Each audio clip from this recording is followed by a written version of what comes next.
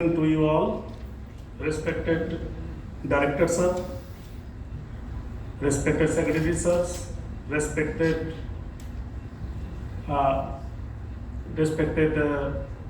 members of FICCI, respected director, forest department, the dignitaries present here, the investors of Hyderabad and all other my colleagues and friends. Tourism sector has elaborately been described by our director industries in his presentation. However, I will be touching the things which has been slightly missed out. And nowadays, Tripura tourism is in a emerging and a boosting stage of new era of development. With the ease of doing business and the deregulation phases of the state government supported by the central government, we have eased out many of the stringent guidelines, especially to attract the investors so as to have a healthy PPP model of model type of thing for investment in Tripura tourism. So for any investor investing in any sector, there are some benchmarks which I will be just going to this slide. As all of us know, Tripura is a very small state in the northeastern region, only having 10,491 square kilometers. The striking feature of Tripura is that it is bounded on three sides by Bangladesh. So there is a scope for the investors to invest in any of the border tourism projects along with the state government interventions. We have the Maitri Setu. This is a bridge connecting India and Bangladesh, Ramgarh district. And the Chittagong port of Bangladesh is 80 kilometers from that Setu. So there is a bigger chance for bilateral trade through Bangladesh, Kolkata, which will reduce the investment for the investors. It will reduce the cost cutting and it will reduce the distance also. So the literacy rate of Tripura is 96%. The people here can speak in English, Hindi, the local Kokborok language, and any other languages, most of the languages which is prevalent in other state. The forest cover is 70% and the cultivable land is 26%.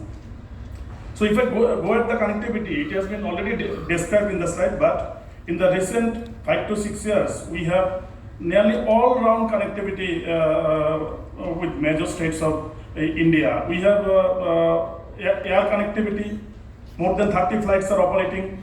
From Hyderabad also direct flight is there, Bangalore also direct flight is there. We have lots of trains, even the Rajdhani Tejas Express running to Delhi from Bangalore, that is direct trains. It was not there 5 to 6 years back. This has recently been added in our transport sector. This will definitely boost the tourism sector and all that sector for investment. So these are the key tourism sites. I will not elaborately describe. These are the we divide the tourism sector into four different zones. This is the archaeological sites. These are important sites, and the first slide in the second row is the Unapati. This is one of the important archaeological site. It is the biggest 3D bas relief of India, and it has been listed as World Heritage Site in the year 2022. These are ecotourism sites. I have perhaps you have seen in the video the Dumbul Lake. There are approximately 140 small and big islands covering an area of 45 square kilometers. So there are lots of scope for the investor to come and to invest here. Already we are working with the Patanjali group. They are ready to set up a yoga meditation and wellness center in one of the islands of the Narikal Kunj. So I will request the investor to come once, since the tourism is also a hospitality sector. Once you land in Agartala airport or by train, we will be happy to receive you and we will showcase whatever the investment opportunities in the tourism sector to you. So this is the religious side. We have the sacred Mata Tripura Sundari temple, which is one of the 51 Shakti Pits, and it has been recently inaugurated in the month of September 2025 by the Honorable Prime Minister of India. We are expecting, or we are inviting the investors present here, dignitaries present here, to invest in the project PPP mode. We are planning for a ropeway which will connect the Matavari railway station up to the Matavari Mandir. Already from the donor minister we have been sanctioned multi-level car parking in Matavari. So these are the some of the heritage site. This is the Ujjanta Palace. As you know, Tripura is ruled by the Maratha dynasty. It is one of the old dynasty in India, dates back to 15th century AD. There are palaces like Ujjanta Palace. Presently, we are running the State Museum there, and we are converting it into a digital museum. Another museum, this is Pushpavanta Palace. We have leased out this palace. We have signed a MOU with the Taj Group of Hotels for development of a heritage hotel there, and this will be the first kind. They have already started their venture, and this is the first kind of their investment tying up with the government sector. And here it is very much proud to say Secretary Industries and Commerce is there, Kiran Gitya sir. Based on the inputs, we are working. Every department is working, and sir is too much keen to have this investment in any of the sector of state government. So these are the fairs and festival of Tripura. Tripura is a land of festival because in Tripura there are 19 indigenous tribes and Bengali population. We mingle with each other in a very peaceful manner, and each of the tribal communities is having their distinct culture, their distinct languages, and distinct events or fairs and festivals. We celebrate on government patronage all the fairs and festivals together. So these are some of the accommodation units running by our Tripura Tourism Department and also private department. This slide is important because Director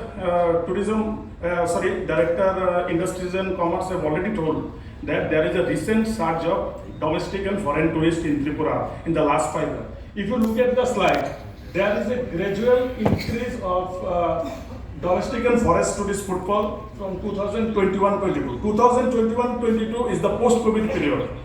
That is why, though the domestic tourist has increased, but the foreign tourists, mainly we receive the foreign tourists from Bangladesh. 95% of the these foreign tourists are from Bangladesh. They are the day tourists. They come here for medical tourism and shopping purpose to different ICPs.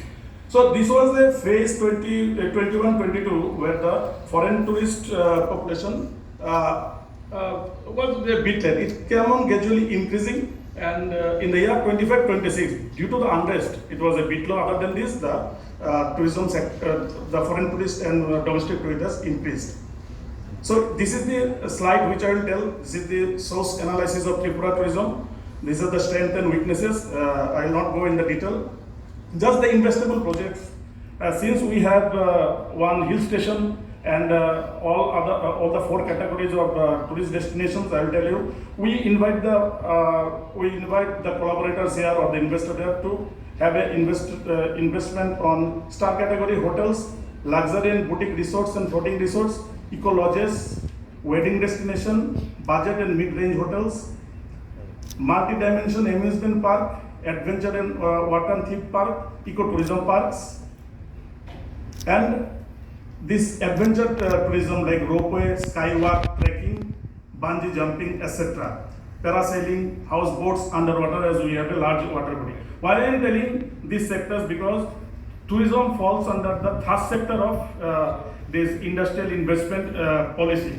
Third sector means in certain areas of tourism like adventure sports, water sports activities falls under the third sector. If an investor invest, since tourism has been declared as an industry from the year 2017, we are bounded and guided by the rules of the Tripura industrial investment policy as well as the single nodal Swagat portal.